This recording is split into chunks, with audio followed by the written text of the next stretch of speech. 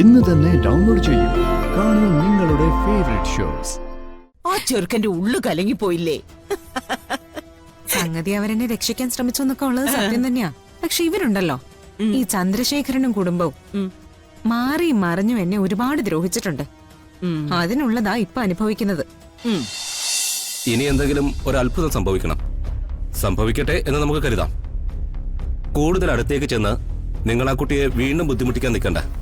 പതുക്കെ പതുക്കെ ഓർമ്മ വീണ്ടെടുക്കട്ടെ. എന്നാ ശരി.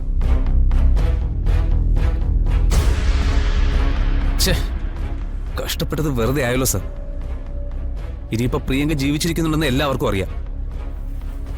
ആറ്റുവാശ്ശേരി ദേവനാരായണൻ തിരുമേനിയും ഭാര്യയും ഒക്കെ പ്രിയങ്കയെ തേടി ഇങ്ങോട്ട് വരും. അച്ഛനും മകളെ കാണാൻ അവകാശമില്ലെന്ന് നമുക്ക് പറയാൻ പറ്റില്ലല്ലോ. ഗൗതം, പ്രിയങ്ക ജീവിച്ചിരിക്കുന്നു എന്നുള്ളത് എല്ലാവർക്കും ഒരു ഷോക്കായി മാറിയിട്ടുണ്ട്. പിന്നെ ബാക്കിയുള്ള കാര്യങ്ങൾ എങ്ങനെയാണ് കൈകാര്യം ചെയ്യേണ്ടതെന്ന് ഒരു പ്ലാൻ നമുക്ക് തയ്യാറാക്കണം. അച്ഛന് വല്ലാത്ത പ്രതീക്ഷ കൊടുത്തു. തിരിച്ചു പോകുമ്പോ അച്ഛന്റെ മുഖം ഞാൻ ശ്രദ്ധിച്ചിരുന്നു. ആ പ്രതീക്ഷകളൊന്നും അച്ഛന്റെ മുഖത്തില്ലായിരുന്നു. നമ്മൾ എത്തി നിൽക്കുന്നത് നിർണായകമായ ഒരു ഘട്ടത്തിലാണ്. തൽക്കാലം പ്രിയങ്കയുടെ ഈ അവസ്ഥ മാറാതെ വേറൊരു മാർഗവും നമ്മുടെ മുന്നിലില്ല. സോ ധൈര്യമായിരിക്കണം.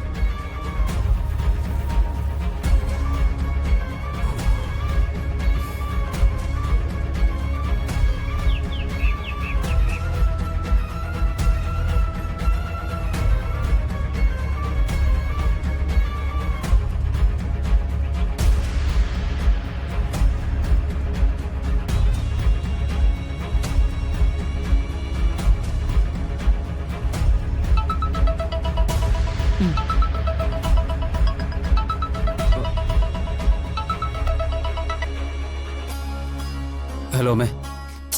എന്താടാ നീ വിളിക്കാത്തെ?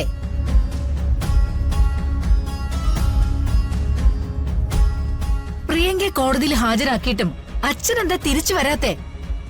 എല്ലാം ഭദ്രമായിരുന്നു അമ്മേ. പക്ഷേ അഡ്വക്കേറ്റ് പ്രിയങ്കയെ ചോദ്യം ചെയ്തപ്പോ വീണ്ടും പ്രിയങ്കയ്ക്ക് ഓർമ്മ നഷ്ടപ്പെട്ടു.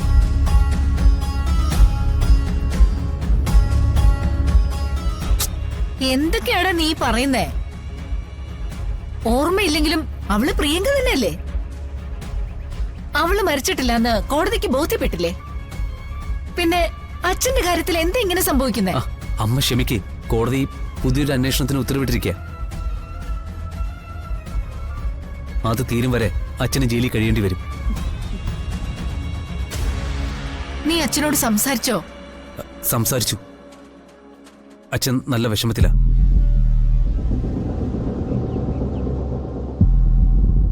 പറഞ്ഞിട്ട് കാര്യമില്ലമ്മേ.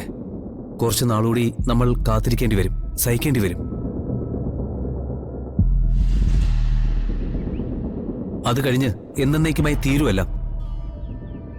പിന്നെ എല്ലാം പ്രിയങ്കയുടെ കണ്ടീഷനെ ആശ്രയിച്ചാണ് അമ്മേ ഇരിക്കുന്നത്. ഞാൻ എന്തൊരു സമാധാനത്തിലായിരുന്നു എന്ന് നിനക്കറിയോ? നീയും അച്ഛനും കണിമംഗലത്തേക്ക് തിരിച്ചു വരും, തെറ്റ് ചെയ്തിട്ടില്ലെന്ന് കണിമംഗലത്തുകാർക്ക് മുഴുവൻ ബോധ്യമാകുമെന്ന് ആഗ്രഹിച്ചിരിക്കുകയായിരുന്നു. ആ ആഗ്രഹം എനിക്കും ഉണ്ടായിരുന്നു അമ്മേ. കുറ്റവാളി അല്ലാത്ത രീതിയിൽ അച്ഛനെ മറ്റുള്ളവർക്ക് മുന്നിൽ പ്രസന്റ് ചെയ്യണമെന്നും എല്ലാവരോടും ചില ചോദ്യങ്ങളൊക്കെ ചോദിക്കണമെന്നും. പറഞ്ഞിട്ടെന്താ? എന്നിട്ടിപ്പോ പ്രിയങ്ക എവിടെ? പ്രിയങ്ക ട്രീറ്റ്മെന്റിലാണ്. ഏത് ഹോസ്പിറ്റലില്? അതിപ്പോ തൽക്കാലം ഞാൻ അമ്മയോട് പറയുന്നില്ല. അതാരും അറിയണ്ട. പ്രിയങ്ക സുഖമായിട്ട് പുറത്തിറങ്ങിയതിന് ശേഷം മാത്രമേ അതാരെങ്കിലും അറിയാൻ പാടുള്ളൂ.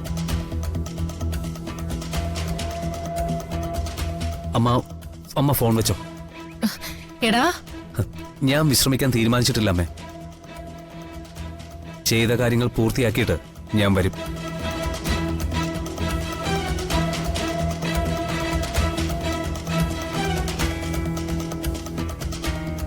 അച്ഛനും അമ്മയ്ക്കും എല്ലാം വല്ലാത്ത സങ്കടമായി പോയി. ഈ പ്രശ്നത്തിന്റെ പേരിൽ വല്ലാത്ത വേദന അനുഭവിച്ചവരല്ലേ അവര്. മുത്തശ്ശി, എനിക്കൊന്ന് പുറത്തു പോണം. പ്രിയങ്ക, എന്താ സാറേ? ഇല്ല, ഒന്നുമില്ല. മുത്തശ്ശി, ഞാൻ പോയിട്ട് വരേ. ടാറ്റാ. ഓ.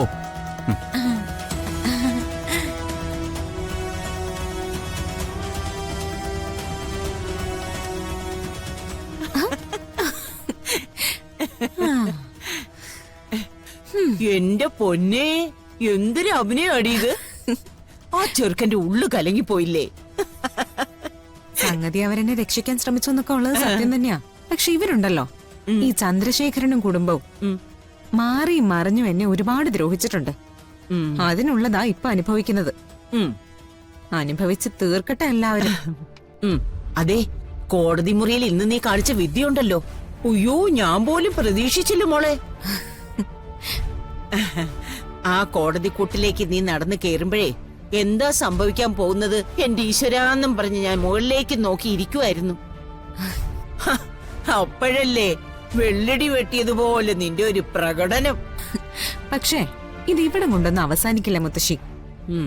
അവളുണ്ടല്ലോ, ആ അഡ്വക്കേറ്റ് ആരതി വർമ്മ, ആളുകളുടെ നെഞ്ച് പൊളിച്ചെടുത്തും സത്യം പുറത്തു കൊണ്ടുവരാൻ ശേഷിയുള്ളവളാ. അവളെ സൂക്ഷിക്കണം. ആ, അതിന് നിനക്ക് നേർബോധം വീണാലല്ലേ ഇവരൊക്കെ നിന്നെ ചോദ്യം ചെയ്യൂ.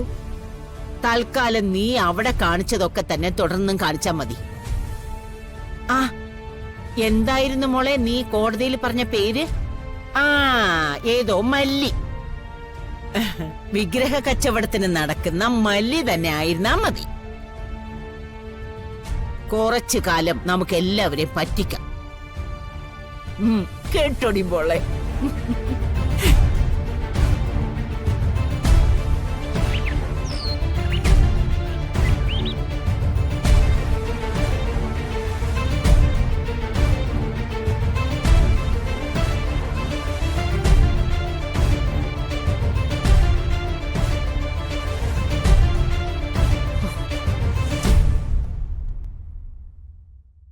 ഉർവശി പറഞ്ഞപ്പോ ആദ്യം എനിക്ക് വിശ്വസിക്കാൻ പറ്റിയില്ല.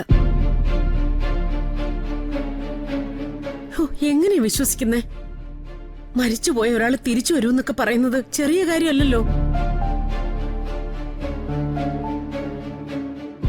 പ്രിയങ്ക എവിടെയാണെന്ന് അന്വേഷിക്കണ്ടേ? ഒന്ന് പോയി കാണണ്ടേ നമ്മള്?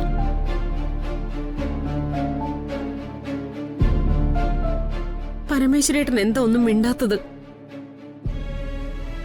എന്താ അമ്മേ?